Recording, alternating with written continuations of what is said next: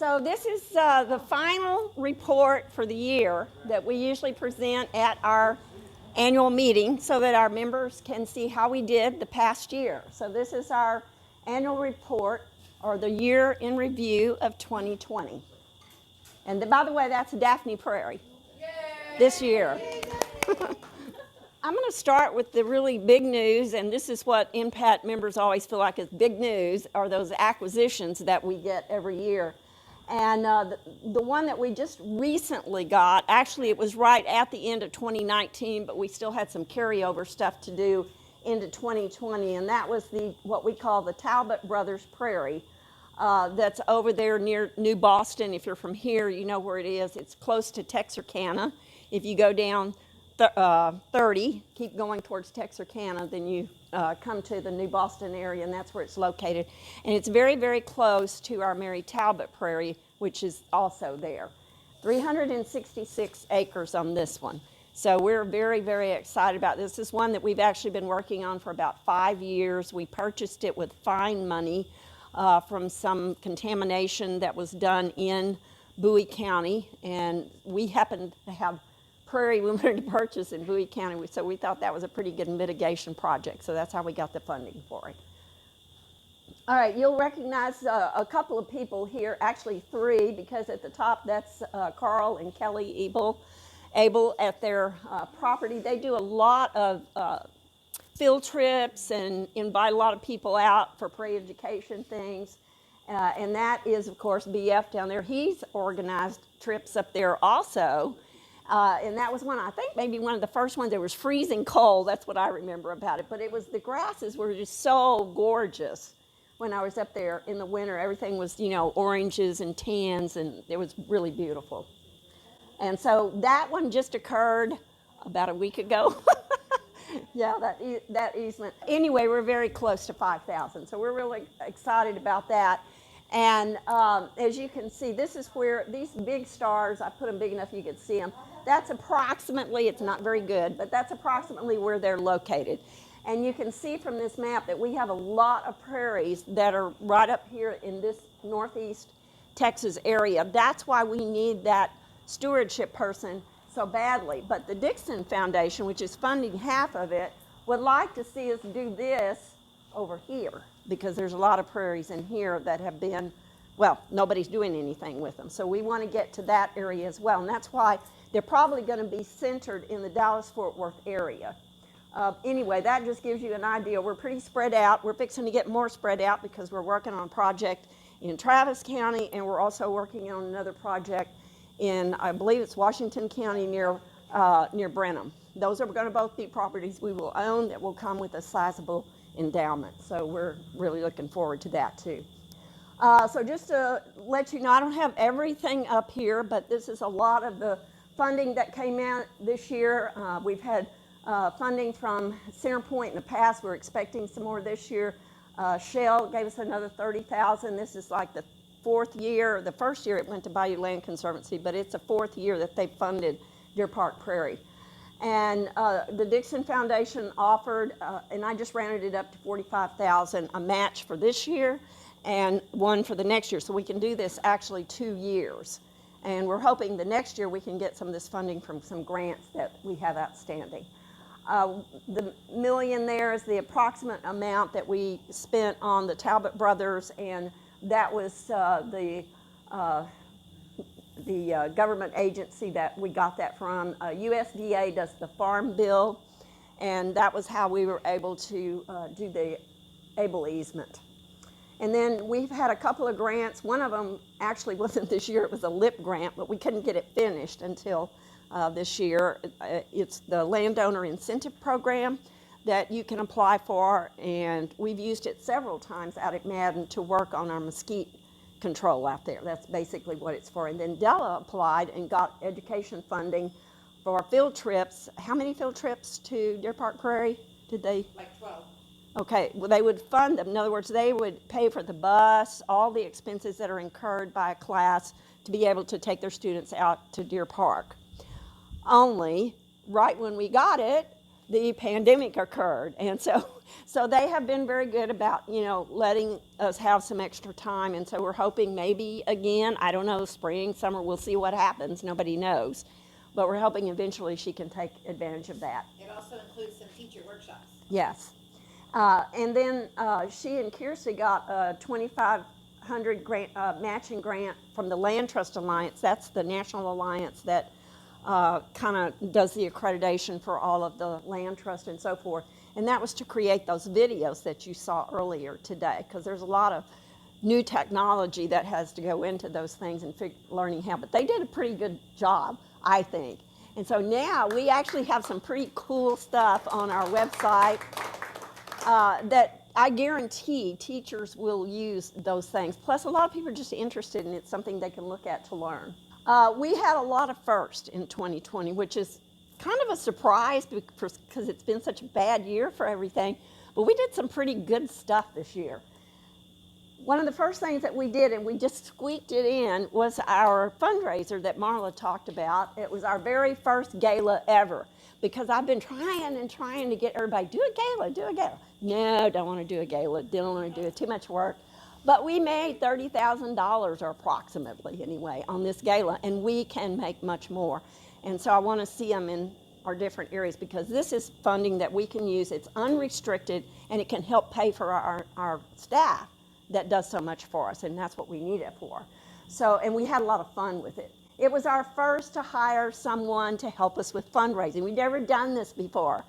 And one of the places that we needed help was with our donors, because we do pretty good on grants, but we weren't doing so good with our donors. So that's what Marla's expertise is in. And she is going to help us with that. So welcome, Marla. We did this gala in Houston at a beautiful setting. I kind of laughed when we first got in there because the chairs were all draped in gold, satin, very Prairie, right? But it really was a beautiful setting. And we had a lot of fun. We had a huge auction and we auctioned trips off. So we owe some people trips, because right after that everything shut down. So I still have people waiting to go on their trip that I'm supposed to take them on, it's hopefully at some point. First Bird-a-thon. This was another one of my brainchilds. I just was trying to think of something I could do, because we were all shut down in our houses. It's like, we got to do something. I didn't ask anybody to help me with this one, because it was right at the time they were even telling people to, cut their travel down and all of that. So I did it myself this time. Next year, I hope that I will be able to get a whole bunch of volunteers, and we can add some more properties to it, so we can count a whole lot more birds. Because the way we pledged money, we asked people to pledge on the number of birds we counted. Well, obviously, if we do more properties and we do more people helping, we can count a lot more birds and we can make a lot more money. But we made some money on this. Oh, and you may be wondering why this toad is here, that's a bullfrog. Because when I was out at BS, and these two birds here, the eastern kingbird and the dick thistle, when I was driving out, I looked over at his pond, and there was this big bullfrog floating there. So yes, I counted a few other things besides birds, because there's some cool stuff out there. And another thing that I would like to focus on, and we can use things like the Bird-a-thon, is the fact that our grassland birds and our insects are literally crashing in their populations because of lack of habitat. How many land trusts get to be mentioned in the Washington Post? And BF was the one who hosted them. and that's him on Daphne Prairie there. And I'm not sure, maybe you can fill in a little bit, because I was never really sure how they ended up here with you. Matt White. Okay. We'll give him full credit. Matt White is the author of Prairie Time. And if any of you have seen it, he's inspired many, many people to become prairie enthusiasts. He has a wonderful book. If you haven't read it, you should grab it. It's very readable.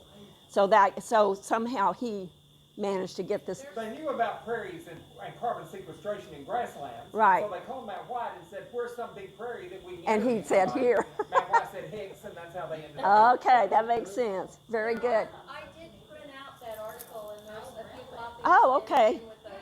I went ahead and printed the text part of it. Okay, great. So if you want to pick up a copy of it, it's over there, and it's really an interesting article. And BF, of course, they talk about his property, and our name is mentioned in there.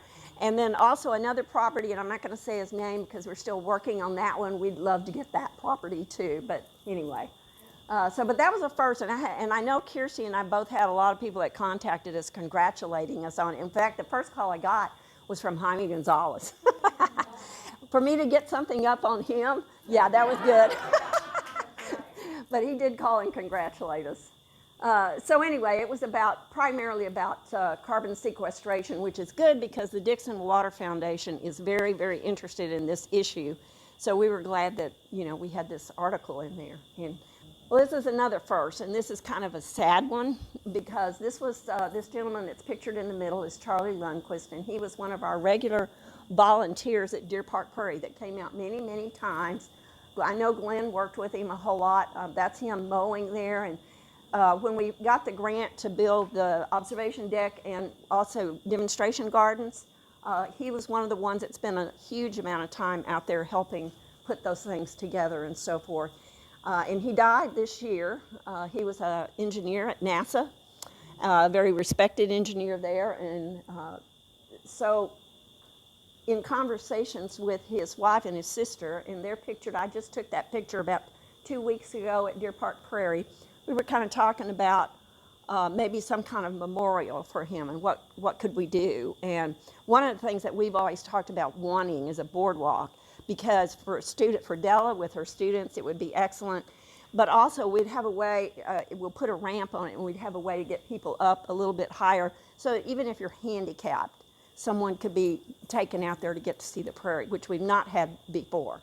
So we're really, really excited about this. And so when we set it up and we asked for contributions, they just came pouring in. So we've got enough to build that boardwalk. And I hope it's built soon, because right now it's mostly in my driveway. But, we're getting there. And you can see the beginnings of it there. And it's going to be really, really nice, something we've always wanted. So we're real excited about that. We also had the first videos, and you got to see them today, which are really wonderful ways to spread the word about prairies, and there's a lot of places we can get that information out there.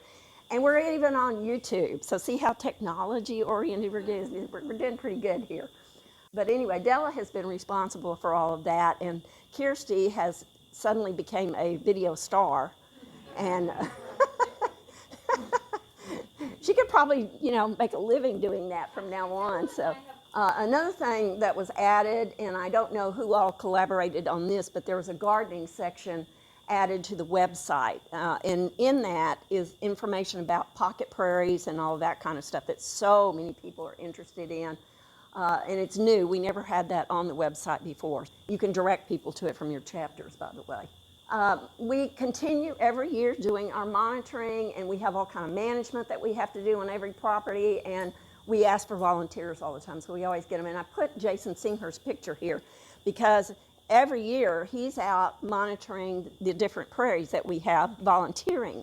But because of him, we have really, really good plant list for all of our properties. This was taken right after we acquired the Talbot brothers. He and I had gone up for the signing and had dinner with him and everything. And then we went, Jason and I went to the prairie, and he was like a little kid in a candy shop. I mean, he, as soon as he got out there, he was just so thrilled about everything. Oh, this is awesome, this is beautiful. I think he high-fived me 10 times. But anyway, it was a great day, and he's a wonderful volunteer. Prairie Seekers, I wanted to mention because for me personally, I was very, very excited that they picked that the Fort Worth chapter, particularly Michelle, where's Michelle? Yes, has really done a fantastic job with Prairie Seekers. And basically what it is what it says right there. It's a citizen scientist training program where you learn what kind of percentages you would look for to know if it was a high quality prairie or not. And there's a whole lot of skill and techniques that are involved in that. And she's got all that set up, and they take people out. And then when they're out and they see something, they can say, oh, that is a real prairie. It must be. Look, it's got these plants and these flowers and these grasses and so forth. So it's been very successful. And they took it even a step further and connected it to iNaturalist, so that now when they're out doing some of these activities, they're encouraging people to use iNaturalist and putting it on an iNaturalist site for the native prairies. So thank you, Michelle, for continuing that program because it has been very effective, and we hope that we can expand it to some of the other areas. And I wanted to put this in. JoAnn called me today. She wasn't able to come. She's from Fort Worth, but she started this program called Savage Cabbage Batch. And anyway, what it is they get these school groups to come out and volunteer to yank up the bastard cabbage. And the kids think that's all real cool because of what it's called. So, you know, they're all real anxious to go do that. And it really became a huge success. She started it about 5 years ago. So they did such a good job on one section of it, they had to move after a couple of years to a different section because no more cabbage was coming up, which was a great thing. It just shows you, you know, when you've got a dedicated bunch, you can do a lot with invasives. It's a great way to do it. Talbot Prairies, we've done a lot of volunteer work out there recently, and Brandon is here. Where's Brandon? There he is. There's Brandon right there. And I did want to recognize him again for his Green Source Award that he just received.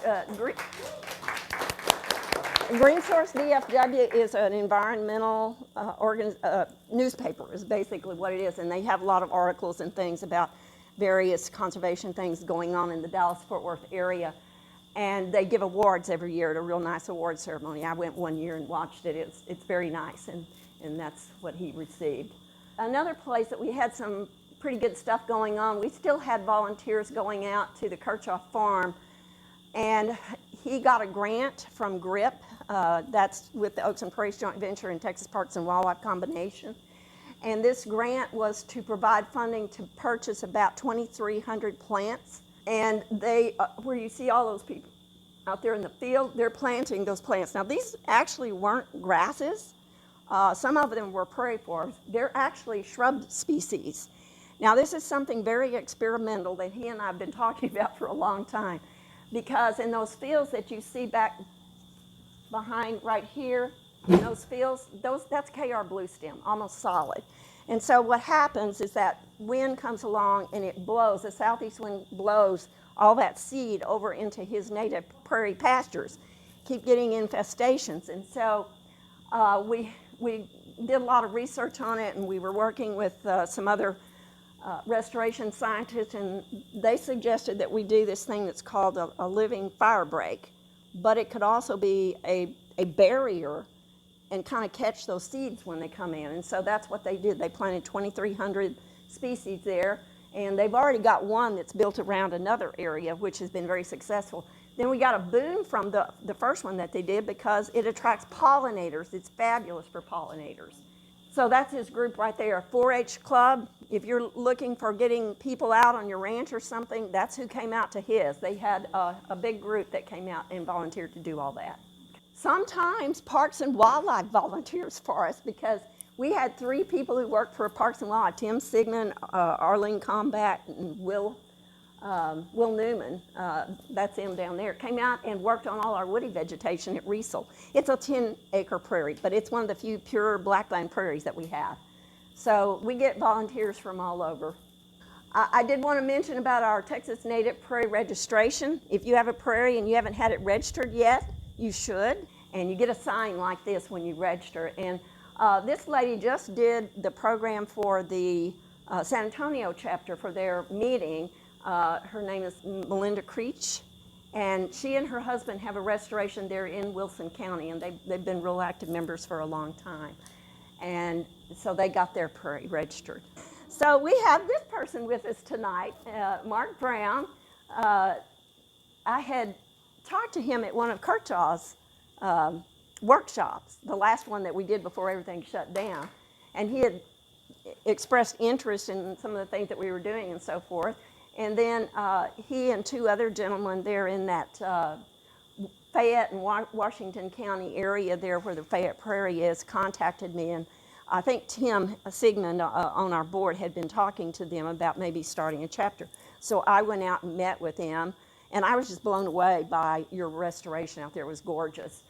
And I thought, yeah, these are people who would be very good to have, wonderful to have a chapter there because of their interest in restoration. That's what they want to focus on, is helping other landowners in that area, or anybody that's interested in restoration, learning more about it, and they'd have a place to come out and be able to do things and so forth. It's fabulous. So he's a Lone Star land steward.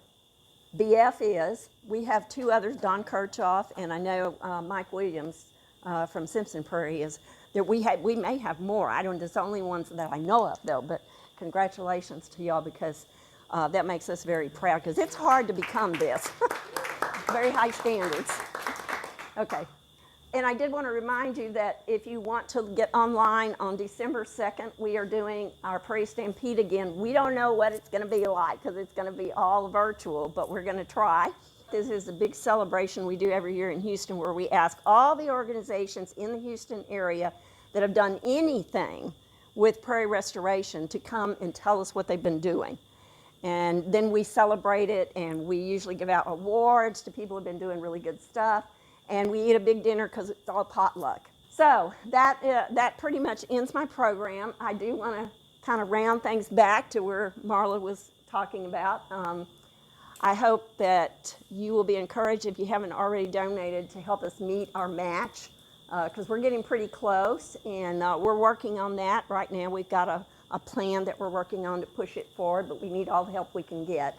It's going to be beneficial to everybody, not just North Texas, because the person that we hire will have to have some pretty good skills in restoration, especially, and also outreach. I mean, that's a combination that we're going to be looking for. And we know that they're going to be involved in some of the other areas as well, because we only have 2 staff right now, and Marla. So, so you can't be too local, with a position like that. So they will be around to these other areas, helping them with some too. They'll just be concentrated up here, because that's where we have the biggest number of properties. So that's all I have. I hope that we did a pretty good job this year. I thought we did, considering everything.